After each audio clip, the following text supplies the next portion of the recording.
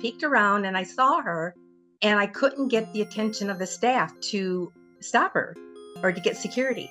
So I just yelled at her to let her know I saw her. As innocent as that sounds, she came at me with a scalpel. And I don't know if everyone knows, but carcinoid cancer is very serious. It's not like a tumor where you could cut out, okay? So it's something that you live with, and it's something that you have to have body, mind, and spirit, okay? It's not just take some medications and everything's okay.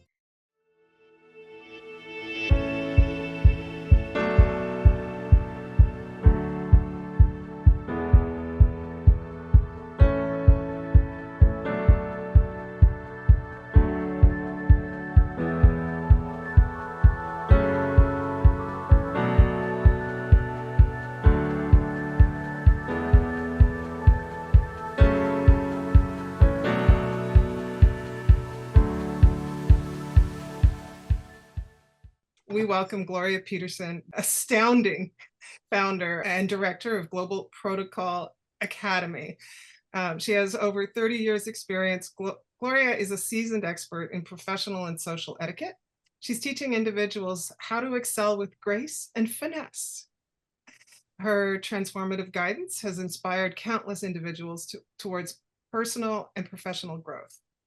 Gloria is also an accomplished author, and she's excited to share her latest work, Mindfulness and Health Watch, your weekly Inspire Me journal, available both in English and Espanol.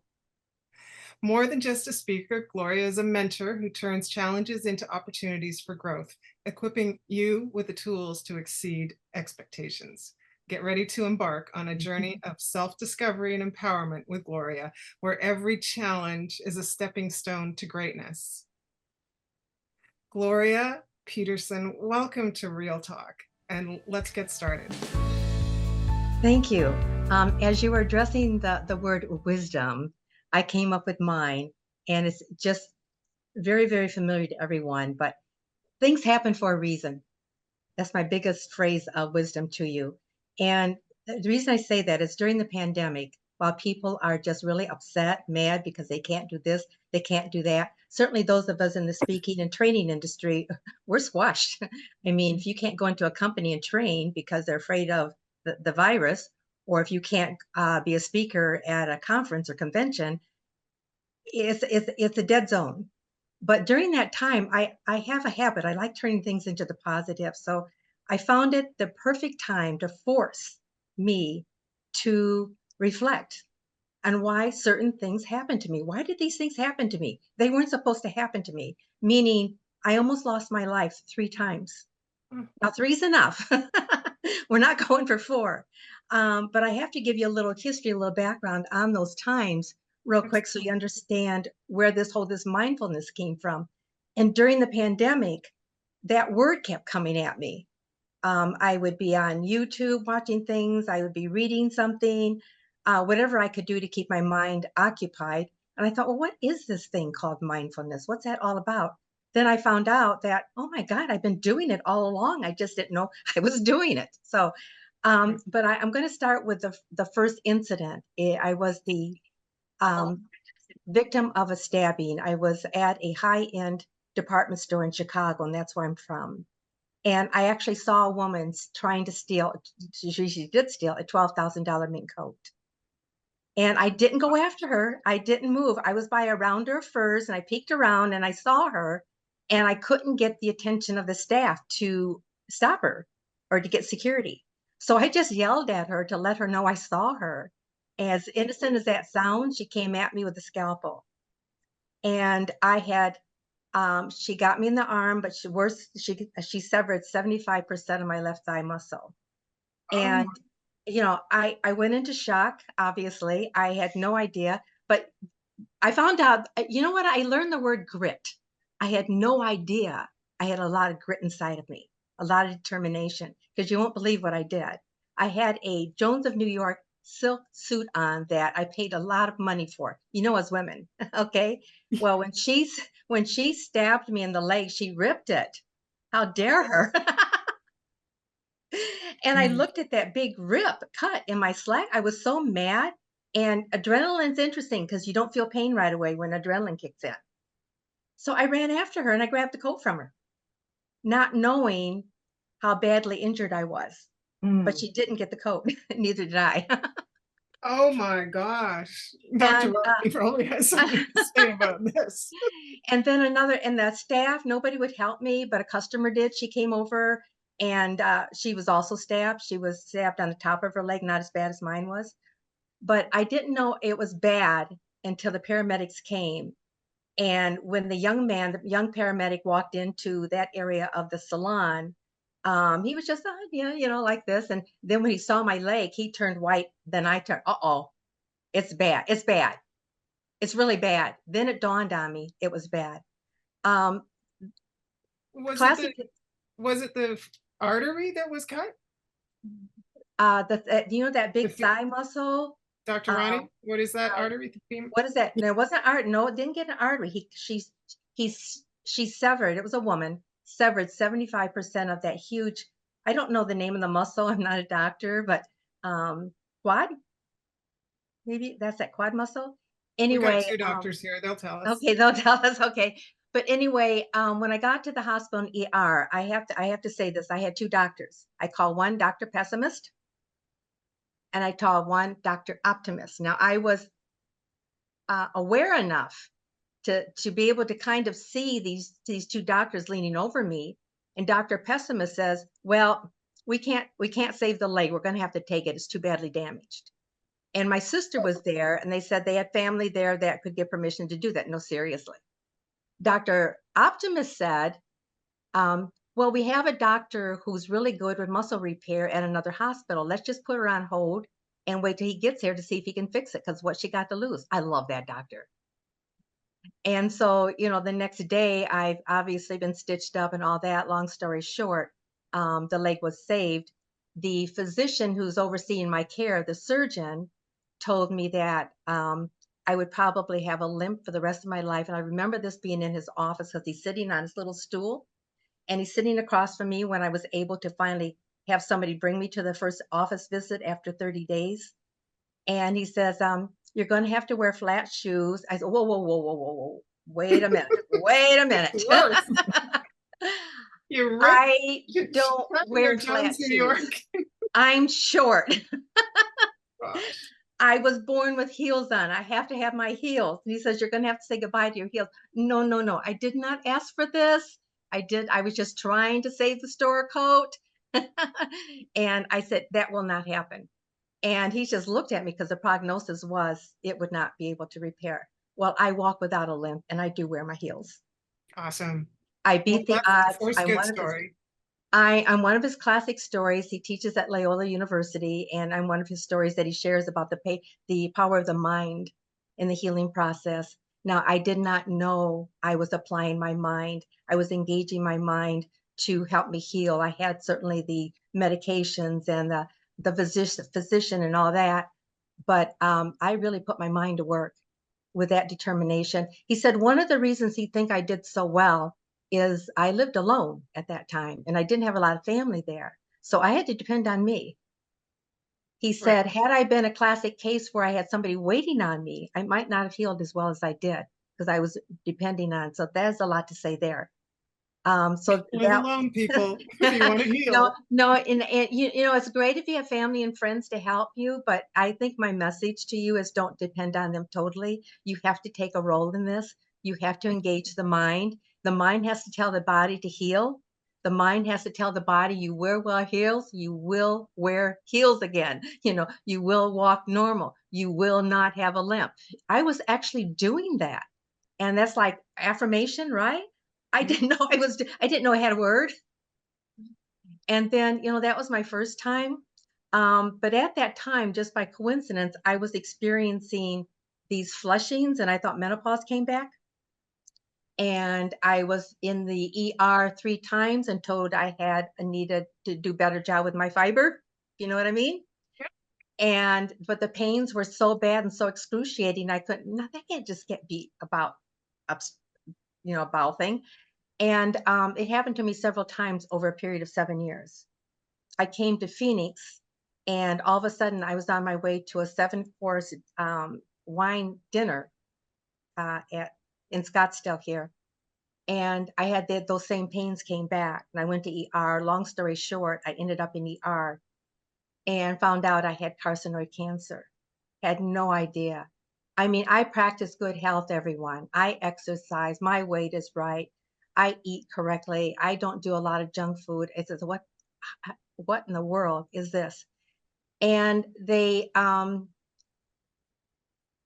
said it was probably due to the extreme stress, because during the time that I was stabbed, I was also engaged. Okay. And he walked out on me because he thought I was going to be an invalid. And I'll tell you, the emotional hurt from him walking out on me was probably worse than the pain of the severed leg. And the stress of him, how dare him do that to me when I need him the most? That was huge stress. And they said that cancer could have evolved from some of that stress. I don't know. You have experts on the panel here that can probably answer that question.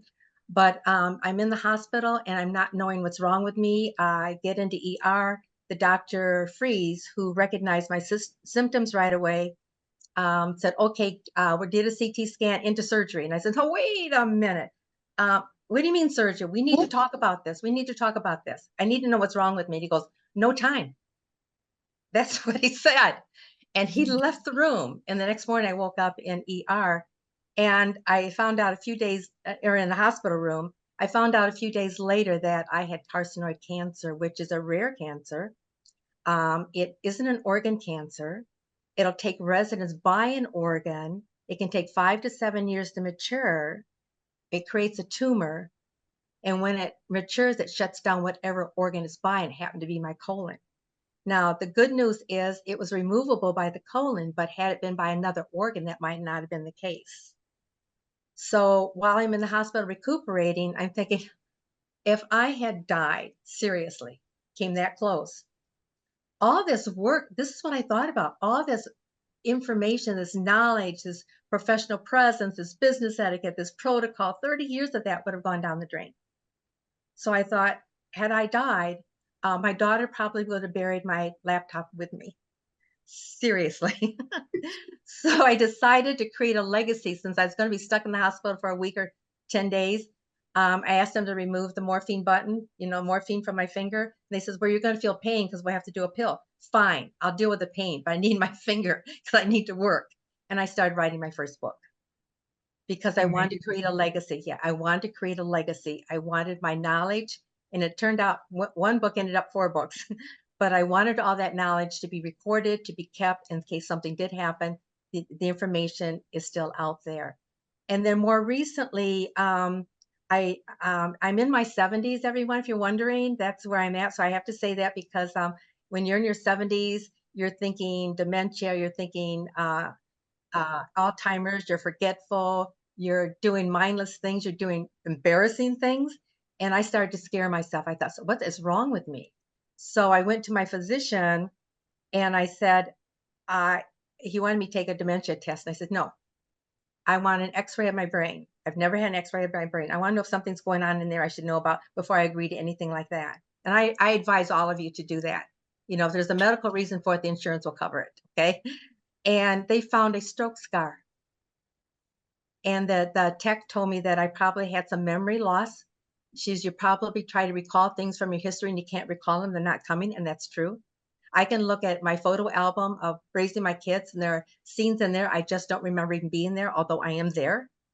And I thought, so this is another thing that I recommend to all of you. Certainly you can say, okay, what pill can I take, or what can I do, or woe with me? You can go through all that. But I said, well, what can I do to make my brain better? And they said, well, you have a blockage in your artery that's interfering with blood and oxygen flow to the brain. And as a result of that, that's causing the forgetfulness. And they said that it's not, quote, the word is significant enough, that's unquote, for procedure for meds. I says, well, then what can I do? Yeah. And they said, well, take walks, wear compression socks. Oh, they are horrible to get on. They are horrible. Anybody ever tried that? Oh my God. There's an art to that. There's definitely got to be an art to it. And they told me to walk a minimum of 30 minutes a day, a brisk walk. So my son, knowing all this, bought me a smartwatch. And so I would make sure I did 6,000 steps in a day. And if at 4 o'clock in the afternoon I didn't have them in, I would go out, even if it was raining, I would go out and I'd make sure I hit that mark, but they like 8 better. But I would tell you that by doing the compression socks, I only do it when I'm walking. And forcing that oxygen blood flow up to my brain, I have not had those situations anymore. I haven't, certainly I have forgetful moments. I forget where I put my keys or something like that, but not like I was doing. So, this is just all mindfulness. It's, first of all, it's, I didn't know I was setting an intention, and those high heels were my intention. I did not know I was doing that. I didn't have a word for it back then. Certainly gratitude that I see each day differently now. I don't let things get to me like they used to. I'm very careful with how I enjoy my day. And affirmations. And when during the pandemic, when I'm doing all my research, I thought, wait a minute, I think this mindfulness has 7 pieces to it. So I came up with there's intention, there's gratitude, there's affirmation. And I'll tell you right now, I don't like it when they say gratitude affirmations because I think they're 2 different words and they are 2 different meanings. So I decided to separate those 2 guys because a lot of your readings and your YouTubes will say gratitude affirmations. So I separated them. They're totally different. Yeah, Absolutely. they are different. Give them their own right, their own space. Then there's visualization. That's probably my more challenging one and the one I'm working on the most. There's the wisdom. Of course, we heard about that word already that was shared with us. And then, there's spirituality or faith. And I think sometimes that is faith in God, and faith that you're going to have the right income, and faith that things happen for a reason and things are going to roll out the way they're supposed to. You just have to be patient with the process. Yeah, I know I said a lot. I hope I didn't go over. No, I think you forgot kindness. I did kindness. I'm sorry. There is kindness in there, but there's 3 kinds of kindness. There's the kindness to others. There's the kindness to yourself, and the kindness that you observe. So I took all these pieces and decided to put it into my version of a journal. I deviated from the etiquette protocol image type of books. And I thought, I'm going to do a different one because I went to Barnes and Noble after the pandemic.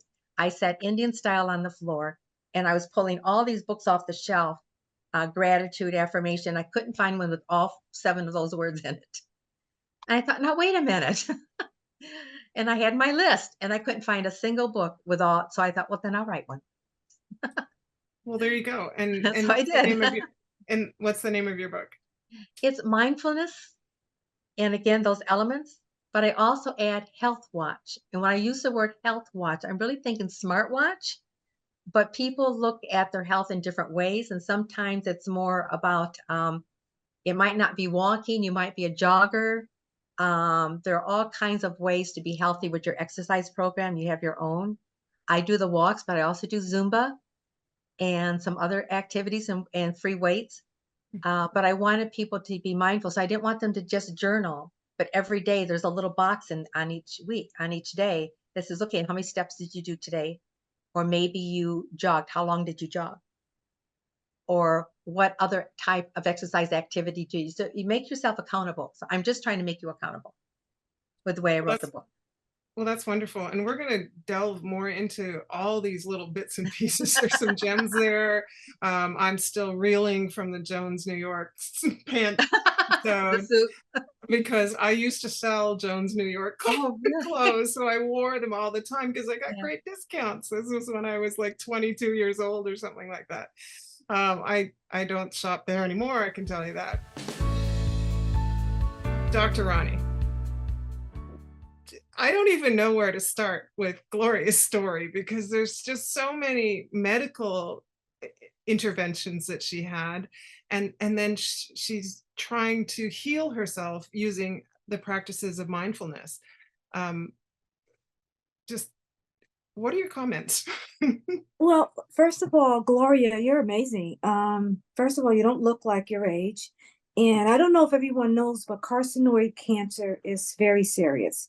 It's not like a tumor where you could cut out, okay? So it's something that you live with, and it's something that you have to have body, mind, and spirit, okay? It's not just take some medications and everything's okay. So the fact that she's using mindfulness, let me tell you a little bit about the science of mindfulness. It's thought process. It's a physiological process that's regulated by the autonomic nervous system. So when you say autonomic nervous system, that means that things that happen in our body automatically, you can say that. Breathing, the breath, relaxation, all of these things are controlled within our spirit and our emotions psychologically. And she's got this down to a science. And the reason why I know she's got this down to a science is she's going all the way back many years ago when she got stabbed. And even from that point, all the way up to her carcinoid cancer, she's still practicing the same thing. So it already tells you you can have it inside you. A lot of people learn, and you know, I'm sure you did read about it, but still, even though you read about it, you still had it within you. And I'll never forget the time where I was on the Howard Stern show and I was working with his partner, Robin, and we still laugh about it today. When you do breath work, and that's sort of like the same thing, mindfulness, relaxation, meditation, you know, there's a lot of words to say within inside of us, we can control our thought process. Because if you believe something, it will happen. If you believe that you're going to go from this cancer, it will happen because you are training your body that it's going to happen. So that's why we call it physiological state that leads to a psychological state. So you can, in your mind, decide which direction you're going to go in. So deep thought, deep breath, these things activate the parasympathetic system, nervous system, which is responsible for the body, like which is responsible for your heart rate, it's responsible for your digestive system. All of these things it's responsible for. It decreases your stress. It decreases an illness state. It can decrease your pain. So mindfulness focuses on the thought and the breath, and it regulates emotions. You know that statement that people always say, you are what you believe and you are what you eat, and all these things are true. You are what you believe. And I believe that, I'm telling you, you have done a great job. You look fantastic. You speak the right language, and we all need to learn mindfulness. I learned it many, many years ago. I had a doctor that worked with me. We learned about mindfulness eating. You can learn about mindfulness, anything basically. And it's a science and it's an art. And people literally, I don't know if you got certified, Gloria, but many people are starting to get certified in mindfulness. So I commend you for that. It was just an amazing story. I believe in it, and we do it all the time. And daily affirmations, we do that at the retreat all the time. So if you're fully being activated with any type of chronic illness, you always got to go back to the mind, the psychological state. Even the visualization technique, and I mentioned how I struggle with that. And when I did the reflection, and I thought, oh my God, that's how I got back into heels. I didn't even know that's what I was doing. I just decided that's how it was going to end up. It's not going to be the way the doctor said. It's going to be the way I wanted it to be. And no, I'm not trained in any of this. I just dig deep. I'm curious. I think we all have the gift of curiosity, but we don't all use it. And I love my gift of curiosity because it makes me dig deep and research, and I will read books. I will watch YouTube. I just love the search button on YouTube because I go in there and I put, okay, visualization, okay, this word. And I get all these little video clips from all these very doctors and other practitioners that give me their take on that process.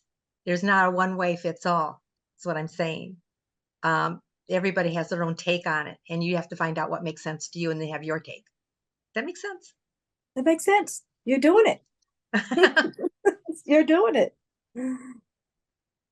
Romunda. Yes. Yes.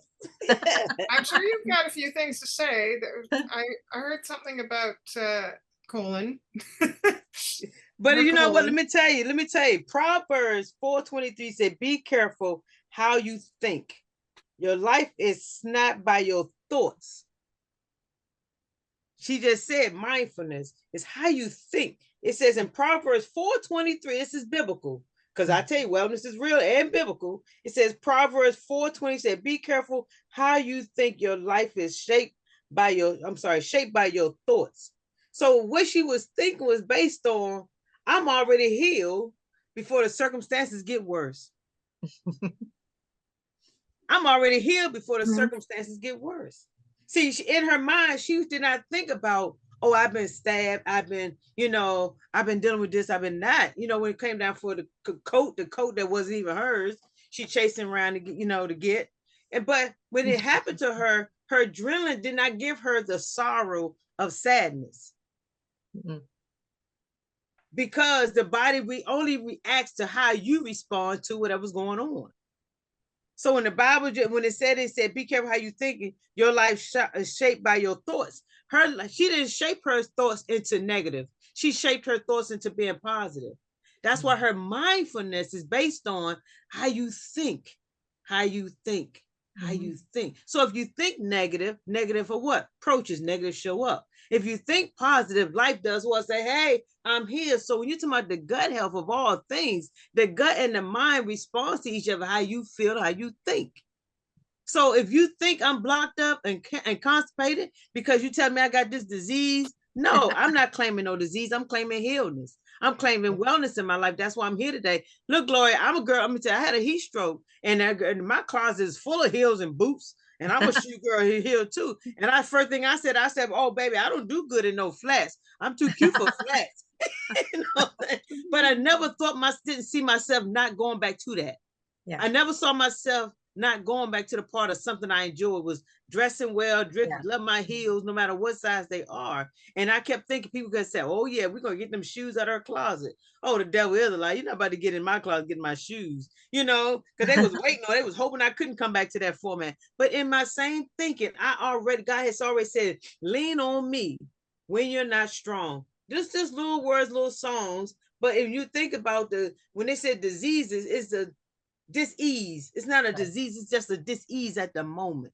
Mm-hmm. It's just something to make you think about, okay, what I need to do. I need to depend on my spiritual understanding. I need to dwell on that. So what you did was you dwelled in a secret place of the Most High, because He's already given you the desires of your healing. He's already given desires of your life. So you was already equipped for your self-healing because you already was there in your mental state. So that's why it came so easy for you to do it, because it was already equipping you to prepare yourself for anything that may attack you or come up against you. You're already going to fight it all with no hands down. To that note, I should mention the carcinoid happened in 2010, and the symptoms, it is 2024, 14 years later, and the symptoms are back. But the difference is this time I know what's going on. Mm-hmm. This time it's not going to be sneaky.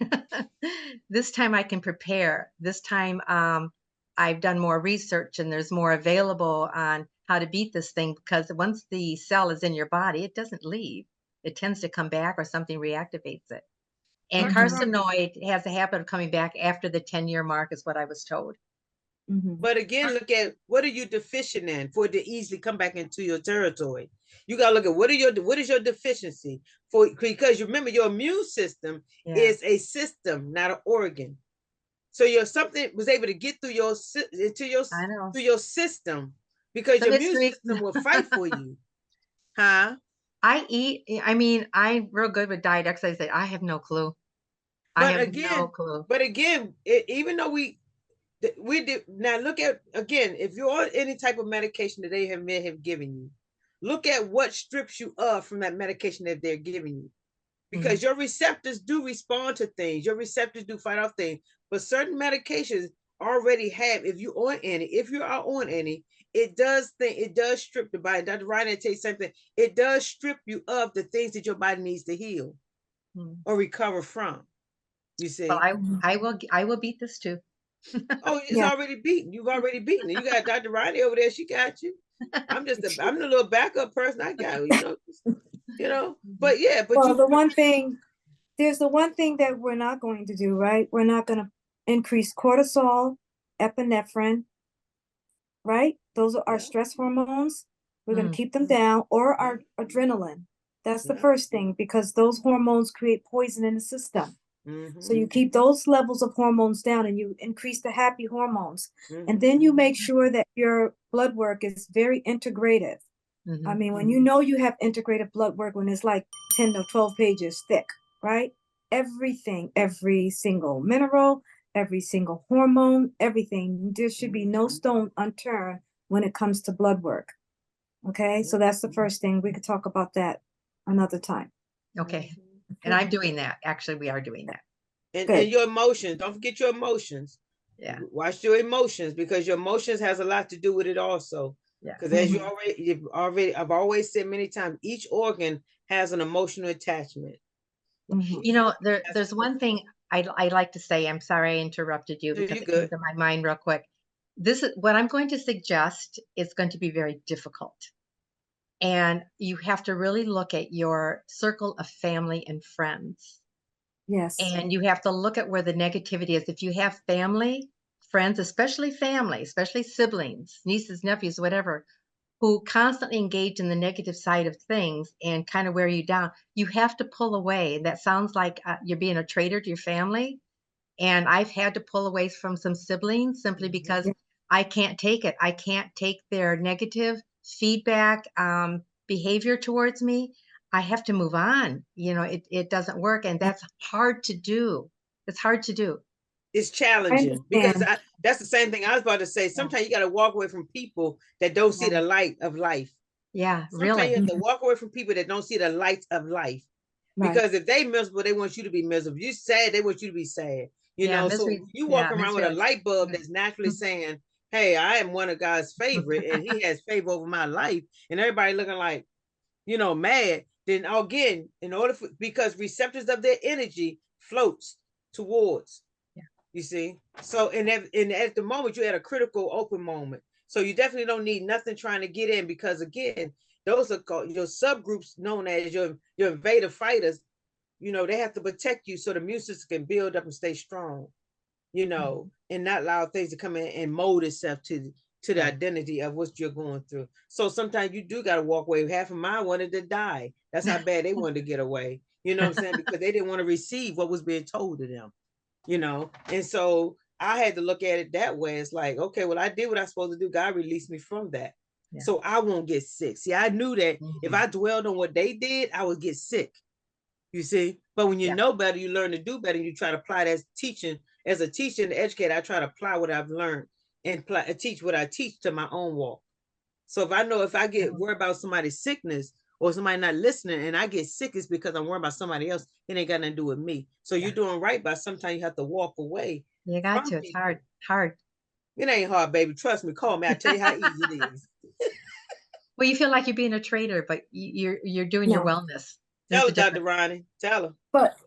But Gloria, if mindfulness is focused on the thought, the breath and the deep relaxation and the thought, your family, some of them is not thinking on the same thought you are. Right. You are the expert. So you have a lot to teach them, and they don't even have the diagnosis. They can't teach you. You already got this thing. You already told us in the very beginning of this call. You got it. So keep focusing on mindfulness. It's your thought. Every single moment is important for you. You have to concentrate and stay in that area of the thought. Right. And it has to be positive. Tell her, Dr. Roni, because some people wish they had it. Some people wish they had the faith that you have. Some people wish they could walk in authority if they're healing like you have. The jealousy is because they wish they had it. Yeah, that's true. Yeah. They wish they be like, man, Gloria, they be home talking about that daggone Gloria is strong though.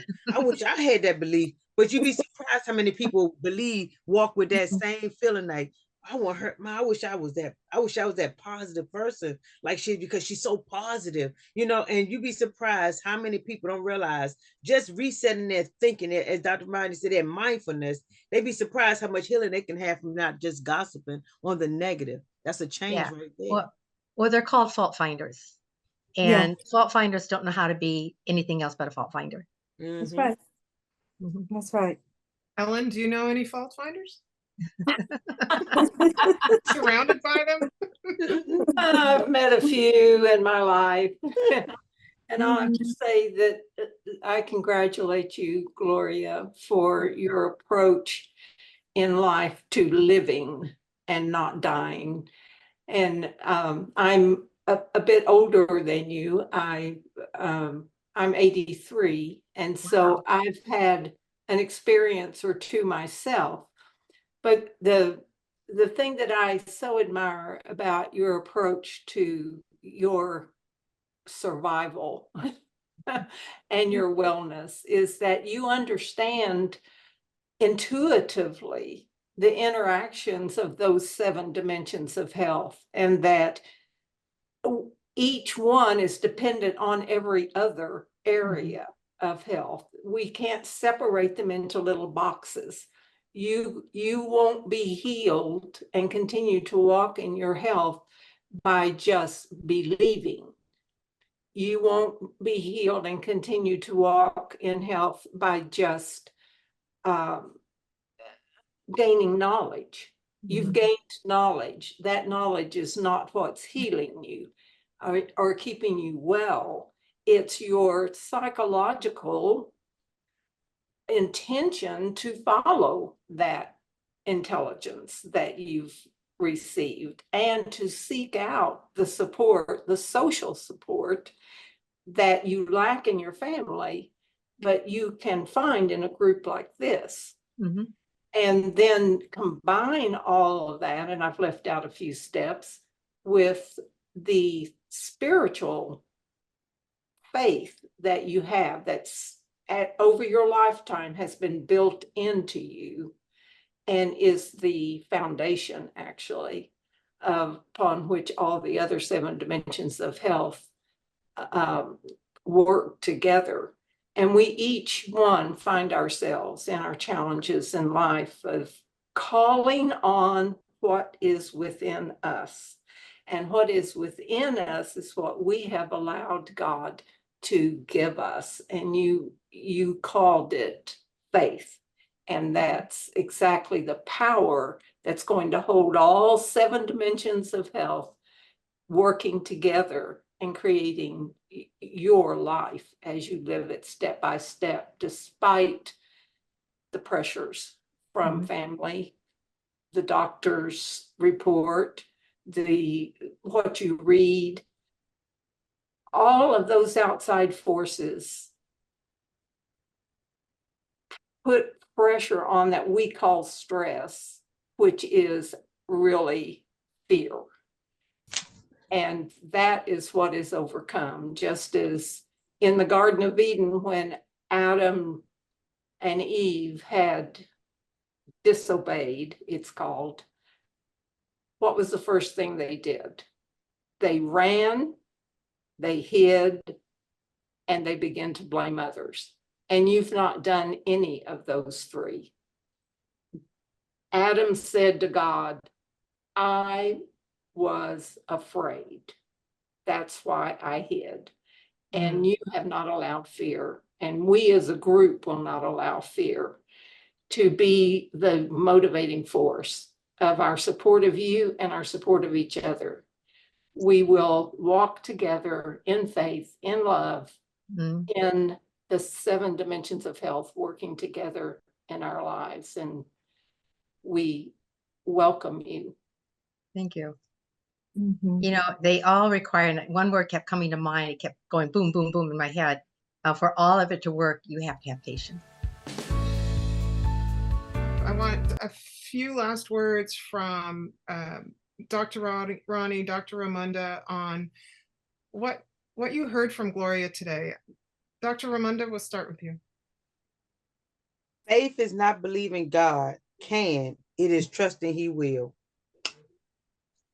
There you go. Dr. Roni? Yeah, I just want to leave something with her, that she has the amazing ability to heal. And the reason I know that is I've been doing this work for 30 years, and I have never seen such enthusiasm as I've seen in her today. And also the impeccable strength and resilience that she has is amazing, going all the way back until forward. So keep it up, keep the faith up. It's all about mindfulness and trusting God. You have this. And remember, it is powerful. Mindfulness focuses on the thought. Be careful what you think. And that's for all of us, panel. Yeah. Absolutely.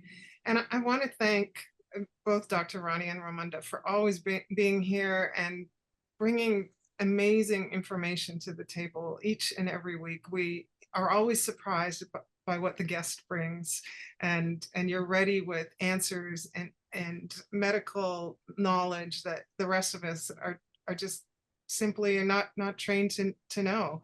And I want to thank the audience and especially their representative, Ellen Boyer, tonight for joining us and your participation. And please share, like, keep us up there in the algorithms and keep us in the minds of people that may need to heal. You have a Spanish version of your book. I just want to remind our guests and I mean our audience that there's a Spanish version, because we have a lot of Spanish speaking people on the call. Yeah, I attended a conference. I was a speaker at a conference in Puerto Rico in December, and our reception was at what's called Bookmark, which is a store locally owned in Puerto Rico. It's not a chain. And I looked at what they had in mindfulness type books, and they didn't really have anything. They had this one edition where it had mindfulness on the spine, but it was just all text. And I thought, no. There's more going on than that. And so when I showed my 2023 version to him, he says, well, if you write a Spanish version in 2024, we'll carry it. And he is. So I did. It's like I never thought of it. It didn't occur to me. But when he said that, I thought, well, why not? We'll just see what happens with that. I'll try anything once, see how it works. But I guess the closing remark is, I think if I can leave you with anything, things go wrong, things happen, the unexpected especially. But I think the bottom line is you have to take responsibility for yourself.